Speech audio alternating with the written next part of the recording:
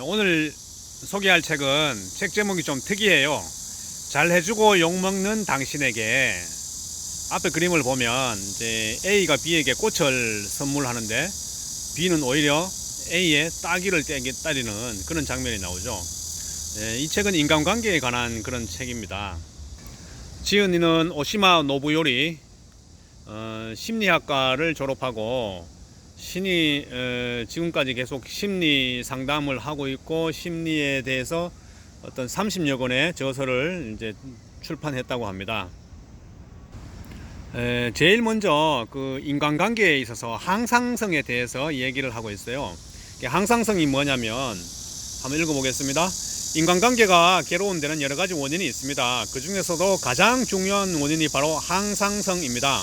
항상성은 사람이 갖고 있는 기능 중 하나로 중심으로 되돌아오는 힘을 말합니다. 활기참이라는 긍정적인 상태가 되었을 때 들뜬 마음을 안정시키기 위해 우울함이라는 부정적인 감정이 생겨나죠. 이런 마음의 조화도 항상성에서 비롯됩니다. 결국 중심을 잡아간다는 거죠. 이제 좋은 게 있으면 항상 나쁜 것, 반대급부적으로 나쁜 것이 따라온다. 한 예로 즐겁게 술을 마시고 왁자지껄 논 다음 날 아침에 역시 이렇게 놀 건 아니었는데 라면서 괴로워하는 것도 즐거움을 괴로움으로 중화시키는 작용입니다. 이런 것이 바로 항상성의 하나의 이해가 된다, 이런 얘기입니다. 예, 맞는 말씀 같아요. 항상 그 사람들은 좋은 게 있으면 너무 즐거워하지 말고 나빠올 때를 다시 대비하라, 이런 말이 있잖아요. 항상성. 이 책은 참 그런 의미에서 굉장히 독특한 책인 것 같습니다. 그래서 이 책은 좀 나쁜 사람이 되라 라고 이제 많이 강조하고 있어요. 왜냐하면 내가 나쁜 사람이 되면 상대방은 좋은 사람이 된다는 거죠. 그 인간관계에서 좋은 사람으로 내가 남아있으면 있을수록 상대는 자연스레 균형을 맞추려 나쁜 사람이 되어가기 때문에 인간관계가 힘들어진다, 이런 내용입니다. 자, 이런 예는 부모 자식 사이에서도 가장 뚜렷이 드러나는데, 좋은 사람이, 만약에 부모가 좋은 사람이라면 아들에게 이렇게 얘기하죠. 이래서 사회생활이나 제대로 해? 인사 좀 제대로 하렴 하고 막 꾸짖습니다. 그런데 부모 자식 관계에서도 항상성이 작용하므로 자식은 말을 듣지 않습니다. 좋은 사람은 자식의 앞날이 걱정되어 왜 이렇게 부모 말을 안 듣니 라며 화를 내고 맙니다. 자식은 부모가 좋은 사람이 될수록 반대로 나쁜 사람이 되어 반항적인 태도를 보입니다. 좋은 사람은 더욱더 난폭해지지만 자식의 반항심 가득한 태도에만 초점을 맞추기 때문에 자신이 난폭하게 굴고 있다는 사실을 깨닫지 못합니다. 네, 이걸 읽어보면 우리 아들하고 저의 관계를 생각해 보니까 이 말이 굉장히 맞는 것 같아요.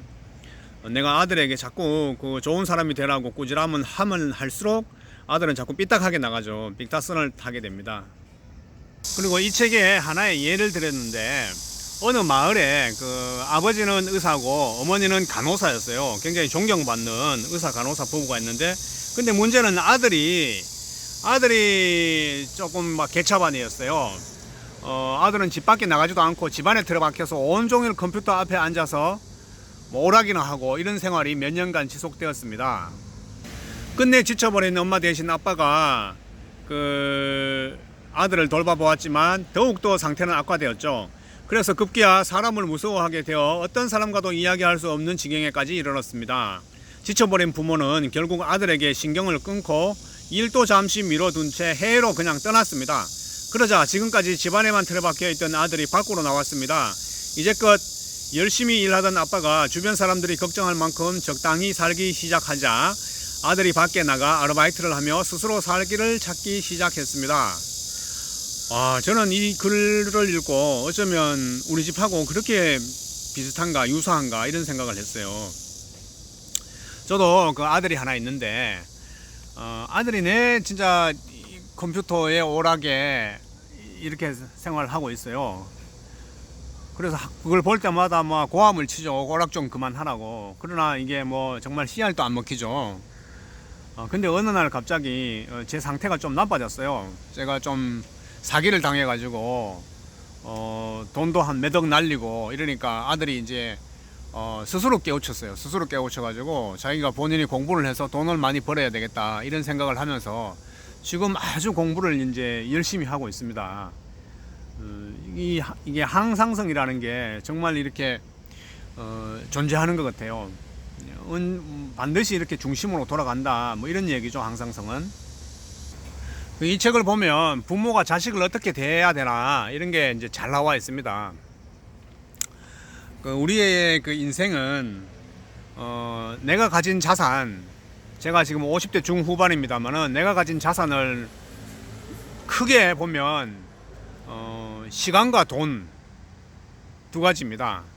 지금까지는 돈을 벌기 위해서 많은 투자를 했죠. 막 내 인생이 100이라면 뭐 90% 정도는 돈을 벌기 위해서 일을 했고, 내가 내 스스로의 여유로운 시간을 가지는 데는 한 10% 정도만 투자했다면, 이제는 반대로 좀 하고 싶어요. 그러니까 내가 내 자신을 위한 시간 투자에 한 90, 그리고 돈 버는데 한 10 정도로 투자하면 이게 바로 사실 그전에는 열심히 일할 때는 뭐 가족을 위해서 일한다, 아들을 위해서 일한다, 뭐 이런 사명감으로 많은 일을 했는데, 그러면서 뭐 건강이 나빠지기도 하고 많은 부작용이 있었죠. 그리고 뭐 근데 더 놀라운 건 오히려 뭐 아들이 그렇게 뭐 아빠 닮아서 열심히 막 공부를 하고 이런 스타일도 또 아니에요. 굉장히 부작용이 있었는데 이 책을 보면서 내가 정말 나쁜 사람이 되어야 되겠다, 이런 생각이 드네요. 내 나쁜 사람이 되면 내 주변의 사람들이 내 아들이나 아내가 좋은 사람이 된다. 그래서 좋은 인간관계가 형성된다. 어떻게 보면 좀 역설적인 얘기 같은데 이 심리학자가 아주 날카롭게 이제 분석을 했습니다. 세상은 다 좋은 사람만 있는 것이 아니고 항상 나쁜 사람들도 좋은 사람이 있는 것만큼 많이 있다. 그래서 그것이 바로 항상성의 법칙이다. 그리고 또한 그 좋은 사람은 자신의 감정을 잘 드러내지 않죠. 게다가 좋은 사람은 다른 사람들처럼 자신의 쾌불쾌를 쫓아 움직이지 않기 때문에 모두가 즐거워하는 상황에서도 마음에서 우러나오는 웃음이 아닌 억지 웃음을 짓습니다. 사람들은 그런 모습을 가식이라 느낍니다. 결국 속내를 드러내지 않는 사람으로 받아들여지고 무리해서 겉돌게 됩니다. 이렇게 된 건 좋은 사람이 되어 상대의 쾌불쾌에 맞춰 행동했기 때문입니다. 자신의 쾌불쾌에 따라 움직이거나 화제에 끼어들지 않으면 상대방에게 가식적으로 느껴집니다. 그러면 그들과 다른 사람으로 인식되어 겉돌기 마련입니다. 또 하나 예를 들어볼까요? 나이 지긋한 중년 남성이 여고생들 사이에 끼어들어 맞아 나도 그래라고 말해봤자 뭐야 기분 나쁘게 라는 반응이 돌아오는 것과 마찬가지입니다. 진심에서 우러나오는 말로 맞아 나도 그래 라고 하면 재미있는 아저씨네 라며 인정받을 수도 있지만, 여고생들 마음에 들기 위해 억지로 말을 지어내면 거부 반응이 돌아오는 것은 당연한 일입니다. 자신의 쾌불쾌에 따라 행동하지 않으면 상대방이 바로 눈치채기 때문입니다. 네, 항상 상대방도 똑똑해요. 그래서 내가 거짓으로 뭐 웃는다거나 하면 그게 가식적인 웃음이 되어서 오히려 불쾌감을 더 느낄 뿐이다 라는 겁니다. 그래서 중요한 것은 내 내면에서 우러나오는 쾌, 불쾌에 따라서 행동을 해야 된다. 저도 뭐 오랫동안 나의 쾌, 불쾌 스위치를 작동시키는 것이 아니라 상대방의 기분에 따라 그렇게 움직이는 경우가 많죠. 특히 직장 생활하면 저 분야는 우리 부서의 일도 아닌데 뭐 오너가 시키는 대로 뭐 받아오는 경우도 많고, 그래서 울며 겨자 먹기로 그 일을 받아서 팀원들에게 욕만 바가지로 얻어먹고 남아서 또 잔업도 해야 되고 이런 경우가 많죠. 그건 뭐냐면 쾌불쾌 스위치가 제대로 작동하지 않아서 그렇습니다.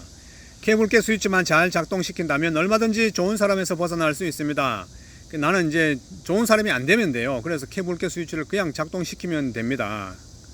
그런데 지금까지는 오랫동안 자신의 쾌불쾌 스위치를 사용하지 않았기 때문에 감각을 되찾는데 시간이 조금 걸릴지도 모르지만, 스위치를 제대로 작동할 수 있게 되면 남들은 이렇게 살고 있구나 하고 감탄하게 될 것입니다.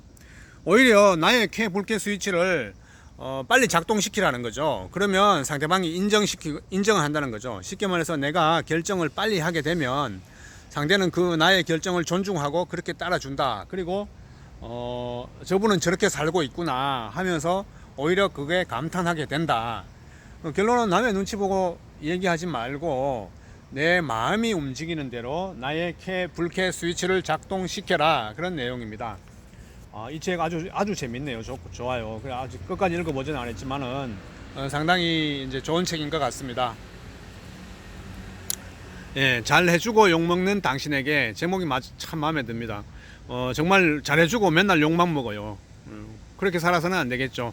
그렇게 살지 않기 위해서는 나의 쾌불쾌 스위치를 제대로 작동시키자 라는 게 오늘의 요지입니다. 감사합니다.